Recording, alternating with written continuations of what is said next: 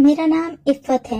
میری ماں نے غربت کی وجہ سے میری شادی بہت ہی کم عمری میں کر دی تھی، کیونکہ میرا باپ بہت سال پہلے دنیا سے چلا گیا تھا اور ماں نے بہت مشکل سے مجھے پالا تھا۔ اس لیے پہلے ہی رشتے پر مجھے گھر سے چلتا کر دیا۔ شادی کے بعد مجھے پتا چلا کہ میرا شوہر میری ساس کا سگا بیٹا نہیں ہے۔ میری ساس نے اس کو اپنی بہن سے لے کر پالا تھا۔ پھر میری ساس کا بھی ایک بیٹا پیدا ہوا اور میرے سسر کی وفات ہو گئی، تو بچپن ہی سے گھر کا سارا خرچ میرا شوہر ہی چلا رہا تھا۔ میرے شوہر کی آمدن اگرچہ زیادہ نہیں تھی، لیکن پھر بھی وہ میرا بہت خیال رکھتا تھا، جبکہ میرا دیور انتہا درجے کا آوارہ اور لوفر لڑکا تھا، لیکن پھر بھی اپنی ماں کی آنکھ کا تارا تھا، کیونکہ اس کا اپنا خون جو تھا، جبکہ میرا شوہر میری ساس کی نظر میں بس کمانے والی مشین تھا۔ پھر ایک دن میرا شوہر گھر سے کمانے گیا اور شام کو اس کی لاش گھر آ گئی۔ سڑک سے گزرتے کسی گاڑی سے ٹکرا گیا تھا۔ میری تو دنیا ہی اجڑ گئی تھی۔ مجھے یوں لگا میرے سر کا آسمان چھن گیا ہے۔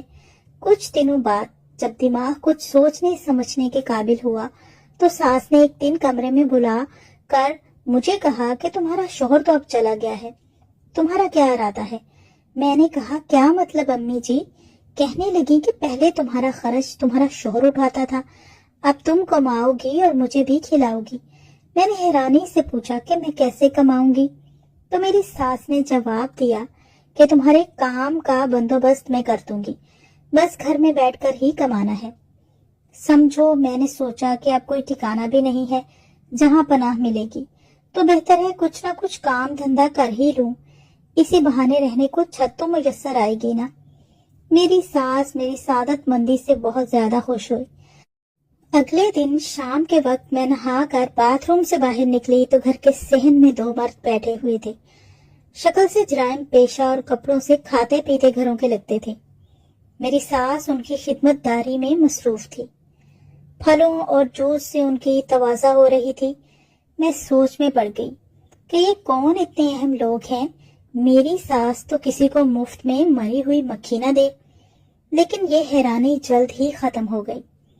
میری ساس میرے کمرے میں آئی اور کہنے لگی کہ جلدی سے تیار ہو جاؤ، آج تمہارے کام کا پہلا دن ہے۔ میں نے سوچا کہ امی جان کیسا کام؟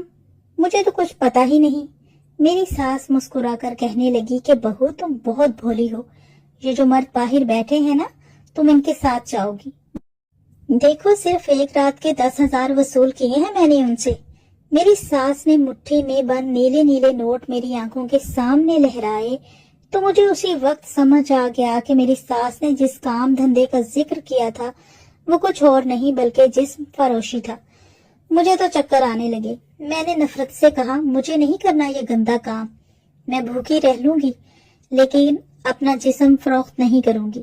میری ساس ایک دم تیش میں آ گئی اور مجھے بالوں سے پکڑ کر کہنے لگی کہ دیکھو لڑکی، یہاں رہنا ہے تو میری بات ماننی ہی پڑے گی، ورنہ گھر سے نکال دوں گی، اور باہر بھی سب لوگ تمہارا جسم ہی نوچیں گے۔ میں نے بہت احتجاج کیا، لیکن میری ساس نے دونوں مردوں کی مدد سے مجھے کھینچ کر گھر سے نکالا اور کار میں ڈال دیا۔ ایک آدمی نے کار کی ڈرائیونگ سیٹ سنبھالی اور دوسرا مجھے بازو سے پکڑ کر پچھلی طرف بیٹھ گیا۔ کار انجانی منزل کی طرف چل پڑی۔ میں مسلسل اپنی قسمت پر رو رہی تھی۔ مجھے اپنا شوہر یاد آ رہا تھا جس نے غریب ہونے کے باوجود مجھے عزت اور زندگی کی چھوٹی چھوٹی سہولتیں دی تھی۔ کار ایک رہائشی علاقے میں ایک بڑے بنگلے کے گیٹ پر رکی اور گیٹ کھلنے پر وہ اندر داخل ہو گئی۔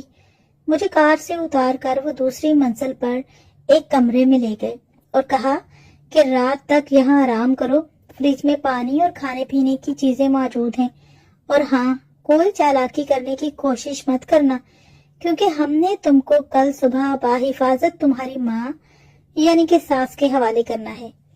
ہم رات کو تمہارے پاس آئیں گے اور اپنے پیسوں کی ایک ایک پائی وصول کریں گے۔ یہ کہتے ہوئے ایک آدمی نے میری گال پر چٹکی کاٹی اور کہکا لگا کر باہر نکل گیا۔ جاتے ہوئے دروازہ باہر سے لاک کر گئے۔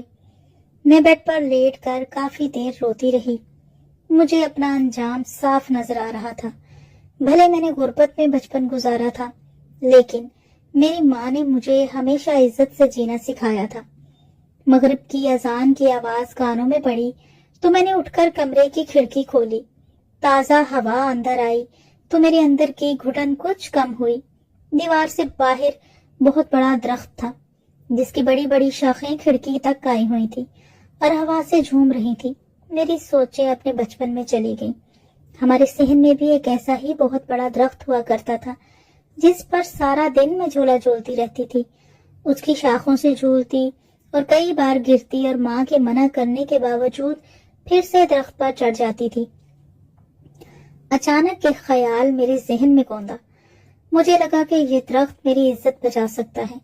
میں فوراً کھڑکی تک آئی، بڑی بڑی شاخوں کا جائزہ لیا، یہ آسانی سے میرا وزن برداشت کر سکتی تھی۔